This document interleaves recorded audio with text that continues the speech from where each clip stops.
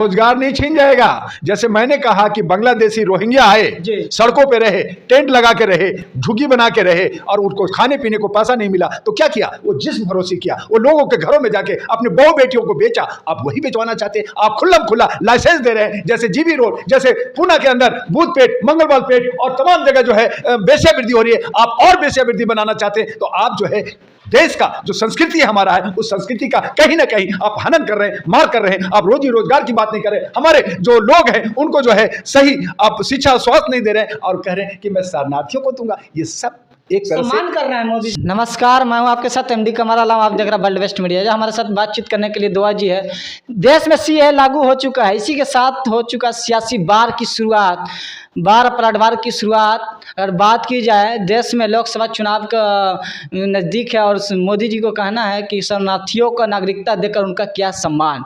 विपक्षी भी वहीं विपक्ष भी या संवैधानिक का भेदभाव वाला और चुनावी एजेंडा बता रहे हैं। देश में क्या माहौल है सीए को लेकर, क्या सोच रहे हैं? आइए बातचीत करते हैं। एमई दुआ जी हमारे साथ मौजूद है, क्या कहते हैं? RK9 न्यूज़ को मैं अभिनंदन करता हूं और ये मैं कहना चाहता हूं कि सरकार हमेशा मुख्य मुद्दा से भटकाने के लिए एन केन प्रकार तरीके से ऐसे चीज़ों को लाती है जो कोई उचित नहीं है। ये जो आप NCC की बात कर रहे हैं, CA की जो बात कर रहे हैं, ये जो है एक शगुफा है। अच्छा। और जहां हमारी आबादी 141 करोड़ की है, जिसमें 21 करोड़ को हमारे जो वर्तमान सरकार है वो उसको गरीब मान करके 5 किलो अनाज दे रही है। वहाँ पे शरणार्थी ला करके मान लीजिए 1 करोड़ शरणार्थी आ जाते हैं तो क्या 21 करोड़ और 1 करोड़ 22 करोड़ को गरीब बना के अनाज देंगे? उनका और भी खर्च है। जो हिंदुस्तान के अंदर, जो भारत के अंदर जो जनता रह रही है, उनकी तो ज़मीन है, उनका कोई धंधा है, वो कुछ ना कुछ कर करके अपना पालन पोषण करते हैं। जो शरणार्थी आएंगे उनको रहने का जगह, खाने की जगह और आपको पानी और सारी सुविधाएं देनी होगी और आप उनको 5 किलो अनाज पे आप वोट बैंक का ध्रुवीकरण करके करोगे तो आबादी तो बढ़ाई, लेकिन जो धंधा वो करेगा, जो अपने परिवार को आगे बढ़ाने के लिए जो करेगा, जो आज जो बांग्लादेशी आए, रोहिंग्या जो आए, अपने जिस्म की फरोशी किया, क्या कहीं ना कहीं आप शरणार्थियों को ला करके जिस्म फरोशी कर करके अपना जो धंधा, जो भ्रष्टाचार, जो बलात्कार जो आपने कर रखा है उस पर आप ठप्पा तो नहीं लगा रहे? उस पर कोई लाइसेंस तो नहीं बना रहे? बहुत सारा मुख्यमंत्री बोला, केरल के मुख्यमंत्री ममता बनर्जी हो बोला राज्य में लागू नहीं होने देंगे। देखिए, ये राज्यों की शगुफा, मैंने कहा, एक बार नहीं कहा, कई बार कहा कि कोई प्रभाव नहीं पड़ेगा। ये सिर्फ राजनीति का स्टंट है, ये राजनीति का स्टंट है, ये वोट की ध्रुवीकरण के लिए है और इस पर कोई प्रभाव नहीं पड़ना, बल्कि सरकार को और देश को नुकसान होना। और ये इन नुकसान का ये परवाह नहीं करते। ये सिर्फ कुर्सी और सत्ता की मारामारी है और इस पे जो है, चाहे वो सेंट्रल गवर्नमेंट हो या स्टेट गवर्नमेंट हो, मैंने कई बार कहा कि ये सब कंपनी है, ये कोई पार्टी नहीं है। ये सब कंपनी बना करके डॉन खेल रहे हैं। एक बड़ा डॉन, एक छोटा डॉन, जैसे फिल्मों में देखते हैं कि डॉन की लड़ाई होती है, एक बदमाश दूसरे बदमाश को मारता है, खलनायक का एक लड़ाई होता है, उसमें से एक हीरो पैदा लेता है, वो भी मार खाता है और अंत में जो है सत्य की जीत होती है। तो सत्य की जीत होगी। लोग अच्छे लोग हैं जो लोकतंत्र को बचाना चाहते हैं, संविधान को बचाना चाहते हैं। और ये लोग जिस तरह से जो खामियां पैदा कर रखा है, आप बताइए ना कि जहां आप जो है शरणार्थी को लाने की, ठीक है, अच्छी बात है, सम्मान दीजिए, बहुत अच्छी बात है, लेकिन क्या आप अमीर कंट्री हैं? क्या आप 111वें स्थान पे आप गरीबी में हैं? आपकी जो लोन आपके ऊपर, जो हमारे ऊपर जो लोन है 205 लाख करोड़ का हमारे पे लोन है। हर एक नागरिक को 1,40,000 लोन पड़ गया है, ऋण पड़ गया है, उनको देना पड़ेगा।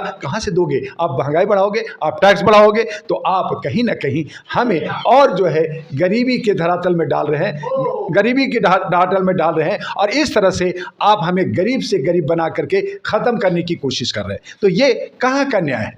देश जो जनता, जो भारत के लोग सोच रहे हैं कि क्या हमारे जो रोजगार है वो छीन जाएंगे, क्या सही बात?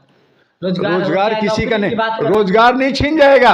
जैसे मैंने कहा कि बांग्लादेशी रोहिंग्या आए, सड़कों पे रहे, टेंट लगा के रहे, झुग्गी बना के रहे और उनको खाने पीने को पैसा नहीं मिला तो क्या किया? वो जिस्म फरोशी किया, वो लोगों के घरों में जाके अपने बहू बेटियों को बेचा। आप वही बेचवाना चाहते हैं? आप खुल्लम खुला लाइसेंस दे रहे हैं, जैसे जीबी रोड, जैसे पूना के अंदर भूतपेट, मंगलवाल पेट और तमाम जगह जो है वेश्यावृत्ति हो रही है। आप और वेश्यावृत्ति बनाना चाहते हैं तो आप जो है देश का जो संस्कृति हमारा है, उस संस्कृति का कहीं ना कहीं आप हनन कर रहे हैं, मार कर रहे हैं। आप रोजी रोजगार की बात नहीं कर रहे, हमारे जो लोग हैं उनको जो है सही आप शिक्षा स्वास्थ्य नहीं दे रहे हैं और कह रहे हैं कि मैं शरणार्थियों को दूंगा। ये सब एक तरह से सम्मान कर रहा है मोदी। सम्मान नहीं, ये वोट का ध्रुवीकरण है। वोट बढ़ाने की बात है। आज 70% लोग सरकार को नहीं पसंद करती।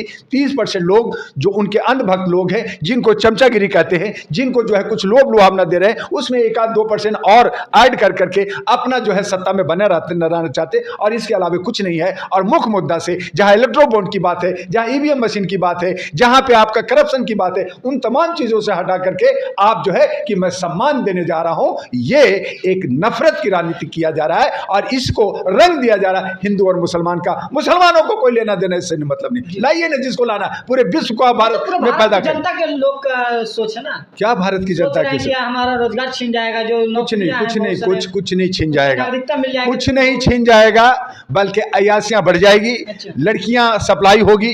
समझे जी, रोजगार से मतलब नहीं है यहाँ पे, तो जो है अव्यवस्था, गरीबी भी छीन बढ़ जाएगी। गरीबी तो बढ़ेगी ना।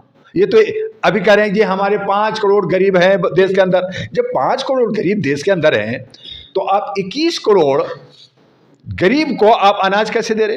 5 करोड़ को देते ना, तो आप 5 करोड़ कह रहे, आपका संसद कह रहा है, सरकार कह रही है, आंकड़ा कह रहा है कि 5 करोड़ गरीब है भारत के अंदर, और आप 81 करोड़ को 5 किलो अनाज दे रहे कि गरीबों को अनाज दे रहा हूं। तो क्या 5 करोड़ सही है या 21 करोड़ सही है? पहले ये तो तय कर लीजिए, अपना ही मुद्दा को सही कर लीजिए। जैसे आपने कहा कि नोट का, बड़े नोट का चलन से ये जो है करप्शन बढ़ रहा है, हमारे के यहाँ ब्लैक मनी जमा हो रहा है, तो आपने 1000 नोट बंद कर दिया। अब 1000 नोट बंद कर दिया तो 2000 नोट क्यों लाया? तो 2000 से नहीं हो रहा, यानी कि आप कमाल की बात करते हो। या तो आपने 1000 नोट बंद किया था तो 2000 का नोट नहीं लाते, 100-200 का नोट ही चलाते।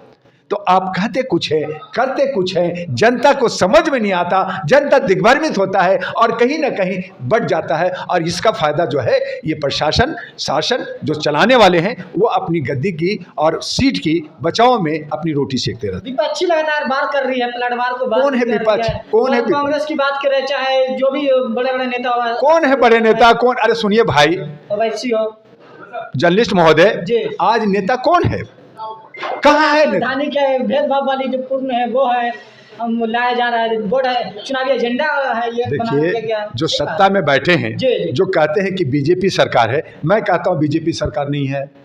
बीजेपी क्या है? बीजेपी वहां पे मोदी और अमित शाह है, वो सरकार है, वो नेता है। को जनता, जनता किसने? 70% वोट, 140 करोड़ के देश के प्रधानमंत्री हैं। क्या जनता परिवार समझ रहे हैं? यही तो हमें लॉलीपॉप दिया जाता है, बताया जाता है कि जनता 141 करोड़ मोदी जी को वोट नहीं दिया, एक जनप्रतिनिधि को 30% वोट दिया जो जीता, और वो जनप्रतिनिधि मिल करके जो 303 लोग हैं, उन लोगों ने मिल करके एक नेता को चुना जो देश के प्रधानमंत्री हुआ। तो इसलिए मोदी जी की कोई गलती नहीं है, वो अपने हिसाब से चल रहे हैं। लेकिन जो अंधभक्त है, जो हमारे देश के गद्दार है, वो 303 मेंबर ऑफ पार्लियामेंट हैं, और जहां विपक्ष की बात किया, वो सब के सब भ्रष्टाचार में लिप्त हैं। वही सब लोग मिल कर करके ऐसे ही बदमाशों को, क्रिमिनल को टिकट दे कर करके, क्या 141 करोड़ में जहां 65 करोड़ नौजवान रहता है, क्या उनमें से कोई अच्छे सच्चे नहीं मिलता? अच्छे नहीं। आपने क्या किया?